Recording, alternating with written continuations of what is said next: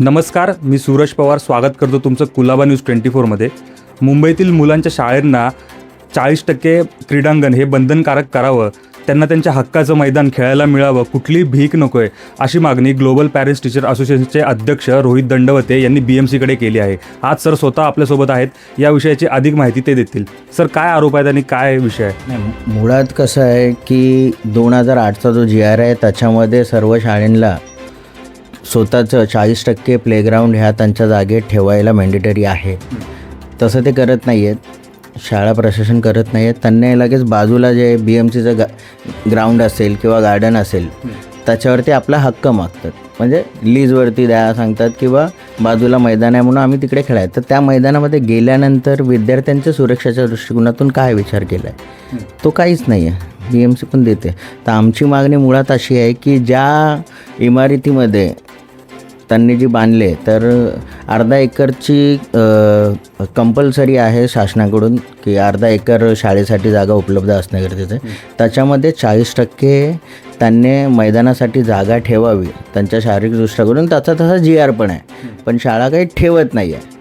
त्यासाठीच आम्ही मागणी केली की ते बाबा BMCचं ग्राउंड जे मागतायत शाळा स्वतःच्या जागेमध्ये, मग ते लोक ज्युनियर कॉलेज चालू करत आहेत. त्याच्यानंतर मग बिझनेसचे त्यांचे क्लासेस चालू करतात किंवा MBA चालू किंवा हॉटेल मॅनेजमेंट वगैरे असं वेगवेगळ्या पद्धती. मग ते न करता बाबा फक्त शाळेसाठीच करा, म्हणजे त्यांची इमारतीचा जो आहे जेवढीच गरज आहे तेवढीच इमारत राहील, त्याच्यापेक्षा जास्त होणार नाही आहे. मग ते आवड-हवी इमारत होते आणि त्यामुळे मुलांना खेळायला जागा होत नाही.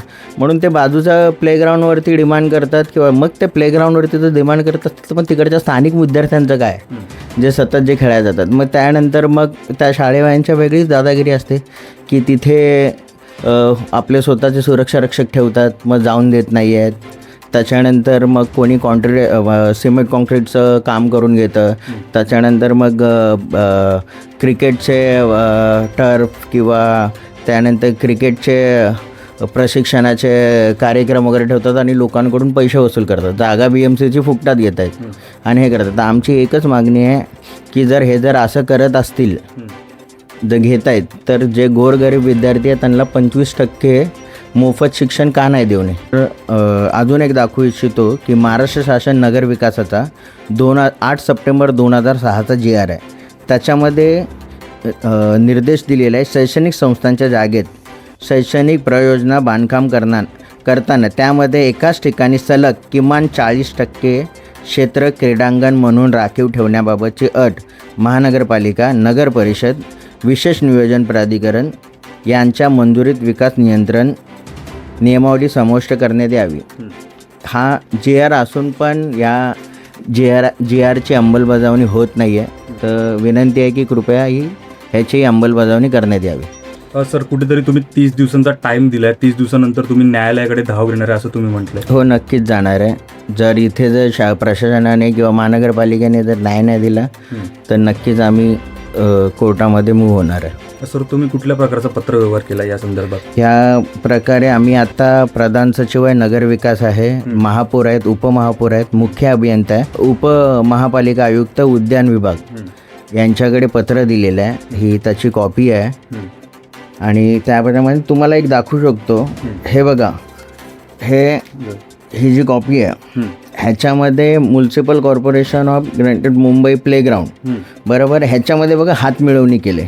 हे जर बोर्ड जर लागत असतील प्लेग्राऊंडवरती, मग तिकडच्या स्थानिक लोकांनी काय समजावं की ह्यांना ते गार्डन दिलं आहे काय. वरून सगळे असे गार्ड वगैरे ठेवले जात आहेत, लोकांकडून पैसे घेतले जात आहेत. ह्याच्या विरोधात आम्ही आहे. जर देत असतील तर गरीब विद्यार्थ्यांना मोफत शिक्षण द्यावं 25%, जो RTIचा नियम आहे त्या बाकी अनुदानिक शाळांना आहे तसं ज्या प्रायव्हेट शाळा आहेत त्याच्यामध्ये ह्या मायनॉरिटीच्या शाळा आहेत त्यांनाही लागू करावं.